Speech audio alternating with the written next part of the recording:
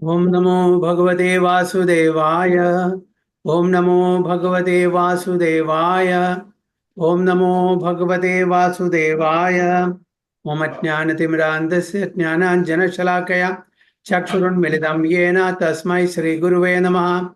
Shri Chaitanya Manobishtam Sthapitam Yena Bhutale Swayam Rupa Kadamahyam Dadati Swapadandikam Vandeham Shri Gurum Shri Udapadakamalam Shri Gurum Vaishnavamscha Rirupam Sagrajatam Sagana Raghunatham Vidam Tam Sajivam Sadvedam Savadutam Parijana Saitam Krishna Chaitanya Devam Radha Krishna Padan Sagana Lalita Shivishakam Vidamsha Ye Krishna Karuna Sindhu Dinabandho Jagatpade Gopesha Gopika Kanda Radha Kanda Namostude Tapta Kanjana Gaurangi Radhe Vrindavanechari Rishabhanu Sude Devi Pranamami Haripriye Vancha Kalpatarubhecha Kripa Sindhu Bevacha पतितानां पावनेभ्यो वैष्णवेभ्यो नमो नमः नमः ओं विष्णुपादाय कृष्णपृष्ठाय भूतले श्रीमते भक्तिवेदांत स्वामिनिधि नामिने नमस्ते सारस्वती देवे गौरवाणी प्रचारिणे निर्विशेष शून्यवादी पाश्चात्य देशतारिणे जय श्री कृष्ण चैतन्य प्रभु नित्यानंद श्री अद्वैत गदाधर शिवासादि गौर भक्तवृंद हरे कृष्ण कृष्ण कृष्ण हरे हरे हरे राम राम राम हरे हरे नारायणं नमस्कृत्यं नरं चैव नरोत्तमं देवीं सरस्वतीं व्यासं ततो जयमुदीरयेत् नष्टप्रायेषु भद्रेषु नित्यं भागवत सेवया भगवती उत्तम श्लोके भक्तिर्भवति नैष्टिकी मुखं करोति वाचालं पङ्गुं लङ्घयते गिरिं यत्कृपातमहं वन्दे श्रीगुरुं दिनतारिणं परमानन्दमाधवं श्रीचैतन्यमीश्वरं योऽन्तः प्रविश्य मम वाचमिमां प्रसूक्तां सञ्जीवयति अखिल शक्तिधरस्वदाम्नाम् अन्यां च हस्तचरणश्रवणत्वगादीन् प्राणां नमो भगवते पुरुषाय तुभ्यं जयदं सुहृदो पङ्गोर्मम मन्दमतिर्गति मत्सर्वस्य पादाम्बुजो राधामदनमोहनो तमादिदेवं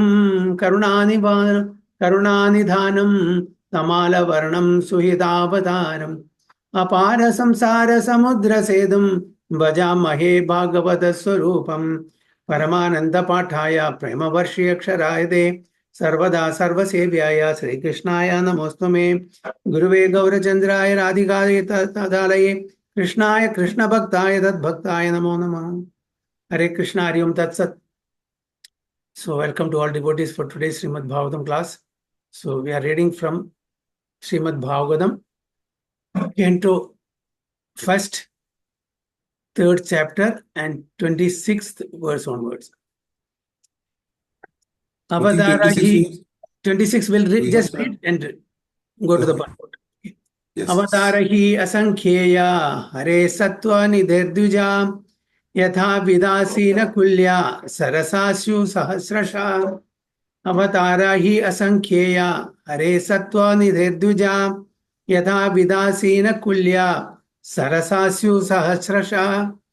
Okay, O Brahmanas, the incarnations of the Lord are innumerable, like rivulets flowing from inexhaustible source of water. So there are many incarnations, asankhya, uncountable, innumerable. We cannot count. But in 7 days, our Sukadeva Goswami cannot explain or give details of all these incarnations. So what are the prime and what is necessary for our devotional service? For our understanding, he has given that only 22, very limited. Otherwise, there are innumerable avatars, incarnations of Supreme Lord.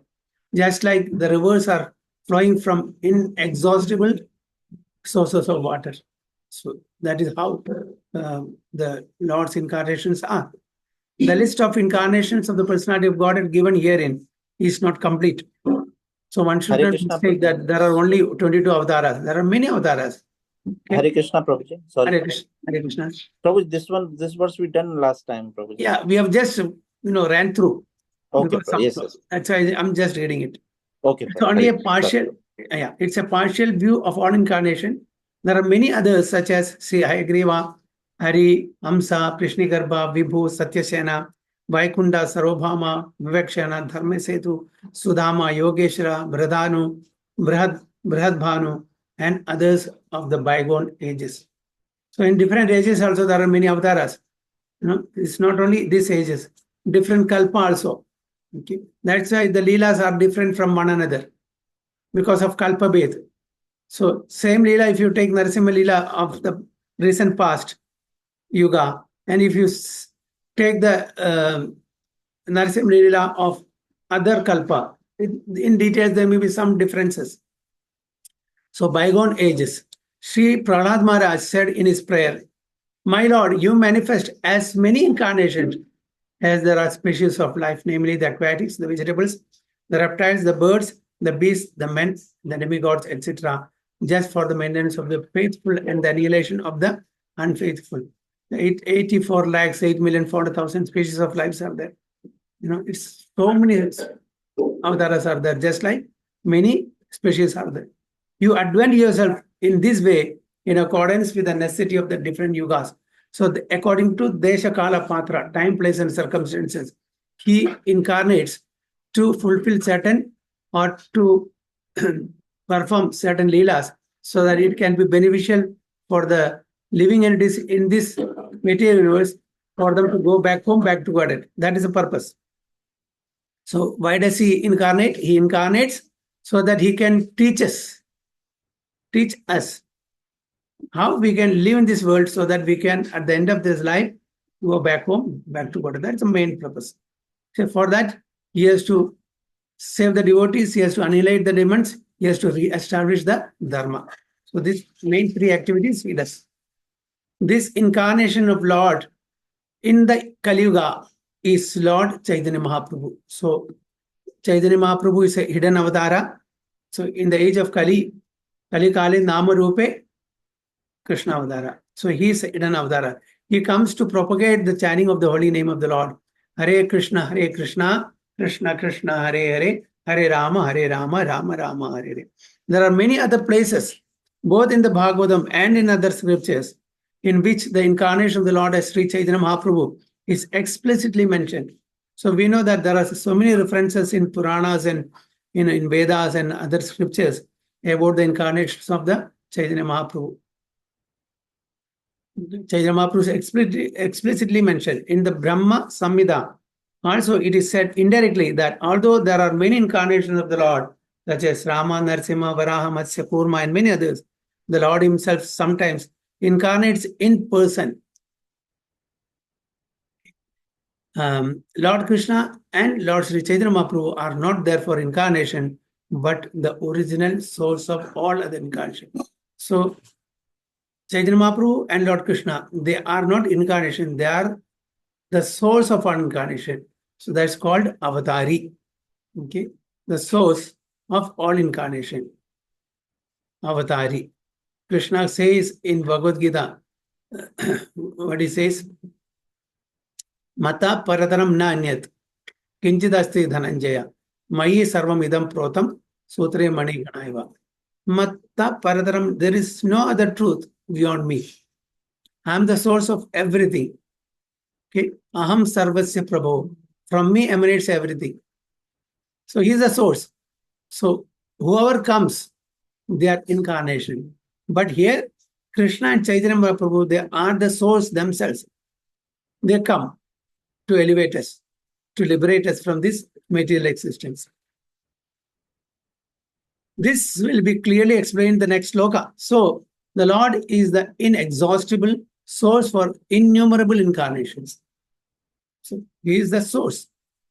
He is the fountainhead of all the incarnations, which are not always mentioned. But such incarnations are distinguished by specific extraordinary feats which are impossible to be performed by any living being. That is the general test to identify an incarnation of the Lord, directly and indirectly empowered. So how can we understand who is an avatara? From their extraordinary feats, just like Lord Krishna lifted Govardhan hill with the left hand, little finger, right? So this cannot be imitated. He killed so many demonesses, right? This can not be performed by any ordinary human being. So from their activities, we can understand who is avatara. There are so many so-called pseudo-avataras in the present age, declaring themselves to be God and goddesses. Right? So many gods and goddesses.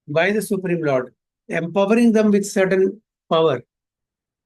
They are sometimes plenary portion, sometimes portions of the plenary portion, sometimes power has been empowered on them, sometimes some vibhuti, some opulences have been empowered in them to do certain missions, to fulfill certain or perform certain activities to support the human or other living beings from this material existence, to elevate them from this material existence. That is the main purpose. Because we are all rotting in this material world with our 6 senses. We are all struggling to live in this material world with our 6 senses. The 6 senses are giving us a lot of trouble. Because instead of employing the 6 senses in the service of the Supreme Lord, we are engaging these senses for our own material sense gratification. So this sense gratification takes us away from the Supreme Lord. It is taking us opposite direction. That's why sometimes we need to be instructed, we need to be hammered, we need to be inspired. So Lord Krishna comes himself, sometimes he sends his representative to bring us on the right path. Sometimes the children goes off track, isn't it? So we have to bring them back on the track. Similarly, we the living entities, especially the human beings, who are responsible and who are accountable for our living in a favorable way for devotional service. When they are going off track, then Lord descends to this material world to correct us. He sends sometimes sadhus, he sends sometimes gurus, he sends sometimes literatures. So that is the real purpose of Lord coming down or sending his own plenary portions of the plenary portions called Avesha, Vibhuti, Vaibhava, so on and so forth. So this is a very beautiful sloka 28. Okay. This is very clear, it is given. Ete chamsa kala pumsa Krishnastu Bhagavan Swayam Indrari Vyakulam Lokam Mridayanti Yuge Yuge. Ete chamsa kala pumsa Krishnastu Bhagavan Swayam Indrari Vyakulam Lokam Mridayanti Yuge Yuge. Vivek Prabhu. Hare Krishna Prabhuji. Hare Krishna. Ete chansa kala pungsang Krishnastu Bhagavan Swayam Indriyadi kulang lokang Udayanti Juge Juge. Very good. And translation, who can read? Okay, who is there? Mayuri Mataji. Hare Krishna Prabhuji. Hare Krishna. Dandavad Pranam Prabhuji. All of the above mentioned incarnations are either plenary portions or portions of the plenary portions of the Lord. But Lord Shri Krishna is the original personality of Godhead. All of them appear on planets whenever there is a disturbance created by the atheists. The Lord incarnates to protect the theist. Okay. Very good.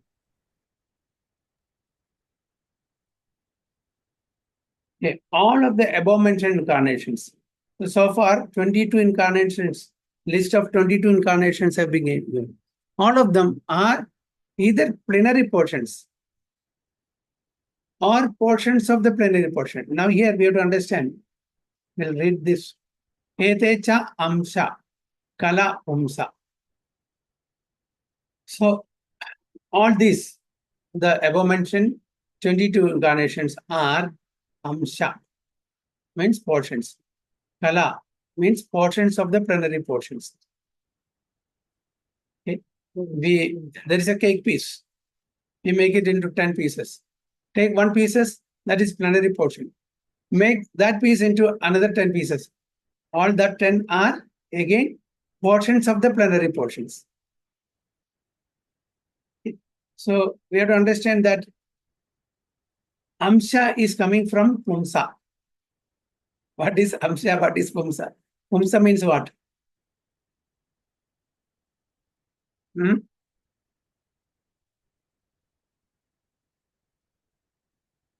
Pumsa is Purusha. Okay. So Lord Krishna has expanded as Balrama. From him comes Chaturvyuha. From Chaturvyuha comes Narayana. From that Narayana comes the secondary Chaturvyuha. From that Chaturvyuha, Shankarshana comes Mahavishnu. So that Mahavishnu is the plenary portions. Okay. Amsha of the Pumsa. Amsha means Pumsa is Mahavishnu here. Purusha Avatara. So all this incarnation comes from the originally the source is Mahavishnu, who descends to this material world. Because the source of this material world is Mahavishnu, right? Not Krishna or Balrama or Chaturvyuha. The source of this material world is Mahavishnu. From him comes everything, all the universes comes. So the expansions or plenary portions of Mahavishnu is first Garbhosai Vishnu, then Shirosai Vishnu. So all the avataras comes to this material world through the medium of Shira Udaka Sai Vishnu. And out of that, some are plenary portion, some are portions of the plenary portions, some are Avesha empowered, some are Vibhudis, some are Vaibhavas with different degree of empowerment. Okay, so why do they? But Krishnastu Bhagavan Swayam. Krishna also comes as he is, but he is the Swayam Bhagavan. He is the source of all this incarnation. Krishnastu Bhagavan Swayam. So is it clear? So all these avataras are portions or plenary portions or Vibhudi or Vaibhava or Avesha, avataras of the Pumsa. But Krishna is the source of all this. Krishnastu Bhagavan Swayam. Why do they come? Indrari Vyakulam Logam. Who is Indra? Demigod. Okay, the chief of the demigod of the heavenly planets. But he is devotee. All the demigods are devotees of Supreme Lord. Asuras are not devotees. So when Asuras disturbs the Devatas, okay, they request the Supreme Lord to incarnate so that they can be annihilated and help them to rule this material world in a nice way without any disturbance. So Indrari Vyakulam Logam, when the Asuras disturb the administration of this material universe, all the incarnations appear. Muradayanti Yuge Yuge. That happens when Yuge Yuge. In each and every millennium, this happens. This disturbance happens. Why? Because to give protection to the devotees, believers, or pious people. So Lord Krishna or Lord or other incarnations come to this material world to save or to protect the interest of the like-minded, favorable devotees and annihilate the asuras. This happens yuge yuge. Sambhavami yuge yuge. So what is Sambhavami yuge yuge means? He incarnates in each and every millennium to save the pious, to annihilate the impious. So out of all the incarnation, Lord Krishna is the source. That's why it is said that Bhagavan Swayam. So all of the above mentioned incarnations are either plenary portions, we read that. Okay. Or portions of the plenary portions of the Lord. But Lord Sri Krishna is the original personality of Godhead. All of them appear on planets whenever there is a disturbance created by the atheist. The Lord incarnates to protect the peace. In this particular stanza, Lord Sri Krishna, the personality of Godhead, is distinguished from other incarnations. So Lord Krishna is totally distinct from the other 22 incarnations. He has a special position. Can the proprietor or the CEO of the company be equated with other members of the company? It cannot be equated. Similarly, Lord Krishna, who is the source of all incarnation, cannot be equated with other incarnations. So he is counted amongst the avatars incarnate because out of his causeless mercy, the Lord descends from his transcendental abode. Avatara means one who descends. So more than killing the pious, more than killing the impious, saving the pious, and re-establishing the Dharma, there is a hidden agenda also for the Supreme Lord to give pleasure to the devotees. To give pleasure to the devotees. So all the incarnations of the Lord, including the Lord himself, descend to the different planets of the material world, as also in different species of life to fulfill particular missions.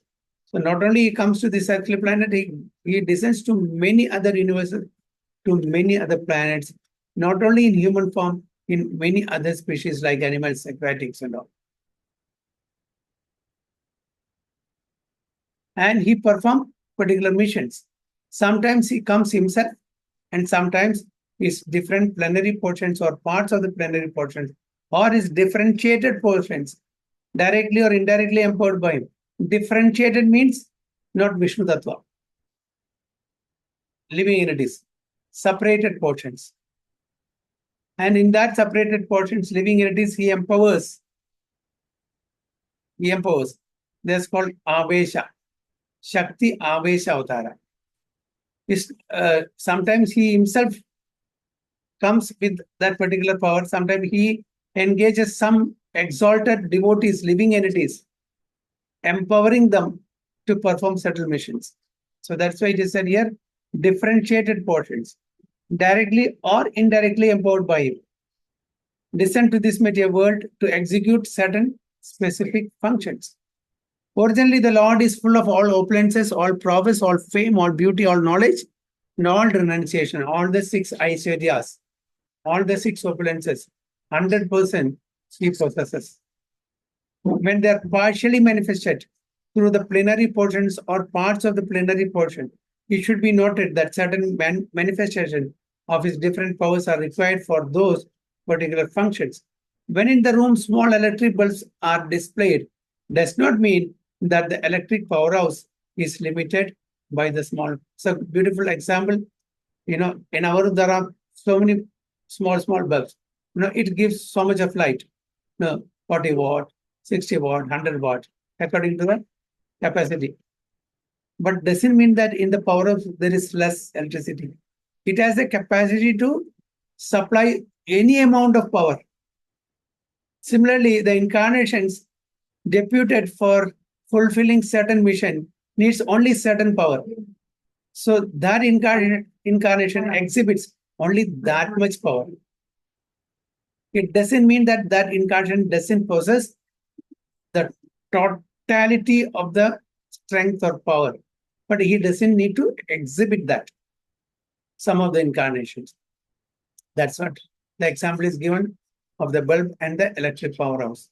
Same powerhouse can supply power to operate large-scale industrial dynamos with greater volts. Similarly, the incarnation of the Lord display limited powers because so much power is needed at that particular time. So like, for example, Lord Rama, Narasimhadeva, so much power they exhibited, isn't it? And Krishna, almost all the power he exhibited. Not limited power. Malsya, Kurma, Vara, and all limited power. But doesn't mean that they don't possess the complete power. They have, but they don't require that much power to be exhibited. And another example is given, Parashuram. For example, Lord Parashuram and Lord Narasimha displayed unusual opulence by killing the disobedient Kshatriyas 21 times and killing the greatly powerful atheist Hiranyakashipu. Parashurama is an empowered incarnation who was deputed to kill all the Asuric Kshatriyas. 21 times he annihilated all the Kshatriyas because they're all Asuric, demonic. And the great, our Narasimhadeva, killed the powerful atheist Hiranyakashipu. Hiranyakashipu was so powerful that even the demigods in other planets would tremble simply by the unfavorable raising of his eyebrow. Simply by raising the eyebrow, the demigods used to shiver. That much powerful Hiranyakashipu was. Just imagine. Indra, Chandra, Varuna, Surya, Vayu, they're all trembling with fear simply by raising the eyebrows of Hiranyakashipu. That much powerful he was. So to kill him, the Lord himself has to cover with that much power. That is Narasimhadev Bhagavan. The demigods in the higher level of material existence many, many times excel the most well-to-do human beings in duration of life, beauty, wealth, and paraphernalia, and all other aspects. So the denizens in the upper planetary system, unlike the human beings, they have so much power, they have so much beauty, wealth, and other attributes which the normal human beings doesn't have. Still, they were afraid of Hiranyakashipu. Still, they were afraid of the demon Hiranyakashipu. Thus, we can simply imagine how powerful Hiranyakashipu was in this material world. But even Hiranyakashipu was cut into small pieces by the nails of Lord Krishna. Actually, Narasimhadeva appeared in the afternoon. Okay. Then till 6 o'clock, Lord played with him, just like the cat is playing with the rat, just throwing from this side to that side, going there again, throwing this side. Like that, Hiranyakashipu was playing with, Narasimhadeva was playing with Hiranyakashipu, throwing from one place to another, then going, then again, like that, till sunset he played. And at last, with his claws, he tore open his chest, took the intestine, and wore the mala for himself. So he was enjoying that play, Narasimhadev Bhagavan.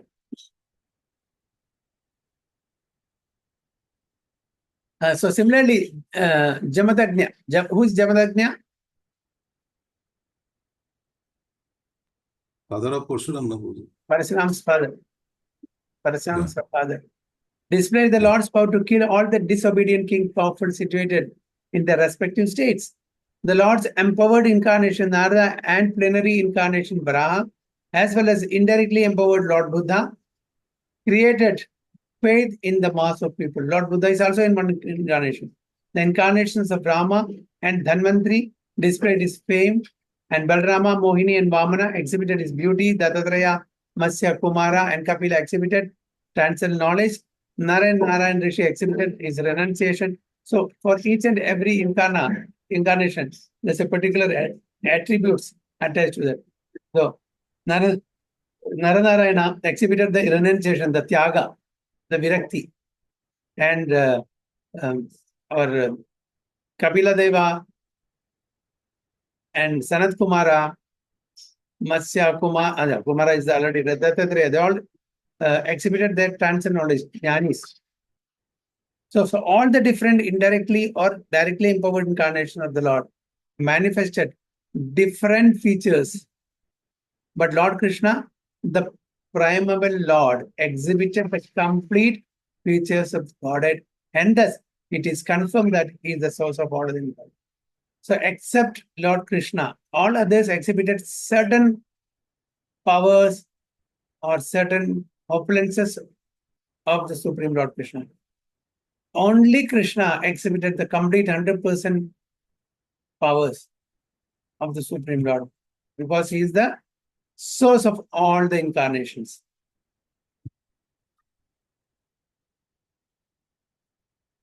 Lord Sri Krishna was his, and the most extraordinary feature exhibited by Lord Sri Krishna was his internal energetic manifestation of his pastime with the cowherd girls. The most intimate pastimes with the gopis. His pastimes with the gopis are all displays of transcendental existence, bliss, and knowledge, although these are manifested apparently as sex love. People mistake these incarnations, the leelas of Lord Krishna and the gopis, just like the ordinary love of girls and boys. The specific attraction of his pastimes with the gopis should never be misunderstood. Only those who understand the opulences of the Supreme Lord or the greatness of the Supreme Lord will understand this Rasa Leela. Otherwise, they will mistake this to be some ordinary loving affairs. The Bhagavatam relates these transcendental pastimes in the 10th canto, and in order to reach the position to understand the transcendental nature of Lord Krishna's pastimes with the gopis, the Bhagavatam promotes the students gradually in 9 other cantos. So as to understand the tattvas, okay, the rasa tattva between Lord Krishna and the gopis, one has to gradually go from first canto to 9th canto, scrutinizingly study, understand the depth and greatness of the Supreme Lord Krishna. Only when we understand the greatness of Supreme Lord Krishna will we understand the Rasa Tattva or the relationship between Lord Krishna and the gopis. These are all transcendental relationship, not to be misunderstood, just like the relationship of ordinary boys and girls. So Prabhupada is warning us that we should first study scrutinizingly the 9 cantos of Srimad Bhagavatam in order to be able to understand the very confidential leelas of Lord Krishna with the gopis of Vrindavana. According to Srila Jiva Goswami's statement, in accordance with the authoritative sources, Lord Krishna is the source of all other incarnations. It is not that Lord Krishna has many sources of incarnation. All the symptoms of the Supreme Truth is full are present in the person of Lord Sri Krishna. Vastava Vastu. Okay, he is the Supreme Absolute Truth. And in the Bhagavad Gita, the Lord emphatically declares that there is no truth greater than or equal to himself. That is, Mataha Paradaram Na Anya. No truth beyond him. Mata Paradaram Na Anya. In this stanza, the word Swayam is particularly mentioned to confirm that Lord Krishna has no other source than himself. Swayam Bhagavan. Although in other places the incarnations are described as Bhagavan because of their specific functions, nowhere are they declared to be the Supreme Personality. So when referring to other incarnations, they're all referred as Bhagavan. Here, it is mentioned Swayam Bhagavan, the Supreme Personality. In this stanza, the word Swayam signifies the supremacy as the Sammam Bonam. The Sammam Bonam Krishna is one without a second. He himself has expanded himself in various parts, portions and particles as Swayam Rupa, Swayam Prakasha, Tadeyadatma, Prabhava, Vaibhava, Vilasa, Avadara, Avesha, and Jivas. These are all his direct and indirect expansions of different degrees of powers. They are called Swayam Rupa, Swayam Prakasha, Tadeyadatma, Egatma, Prabhava, Vaibhava, Vilasa, Avadara, Avesha, and Jivas. We are separated. Jivas are all separated expansions. All provided with innumerable energies just suitable to the respective persons and personalities. Learned scholars in transcendental subjects have carefully analyzed Sammam Bonam Krishna to have 64 principal attributes. Rupa Goswami in his Nectar of Devotions have given 64 qualities of Lord Sri Krishna, Supreme Personality of Godhead. All these expansions are categories of the Lord possess only some percentage of these attributes. Okay, Krishna has 64, Vishnu has 60, Lord Shiva has 55, Lord Brahma has 50 qualities. And we too have 50 qualities in minute degree, minute quantity. We also can have the 50 qualities, but in very minute quantity. So, but Sri Krishna is the possessor of the attributes 10%, 100%. All the 64 qualities, 100%. Lord Sri Krishna studied, he learned 64 arts in 64 days in Sandipani Muni Ashram. 64 arts in 64 days. How many years it took for you to complete electrical engineering? Vivek Prabhu? Yeah, Prabhuji, 4 years. So this 64 days, 64 hours. Everything is there. Music is there. Art is there. Architecture is there. Engineering is there. Everything. All same. So many. One day, one. And not that he become expert in that particular field. Like that. Lord Shiva, who is neither avatara nor avesha nor in between them, possesses almost 84% of the attributes. So Lord Shiva has a particular what do you call it? Place.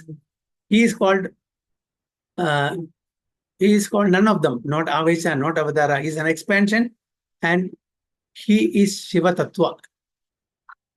So he possesses 84%. But the jivas or the individual living beings in different states of life possess up to the limit of 78% of attributes. Out of 100, 78% the jivas can possess. But we cannot possess 100% of each one, but in little.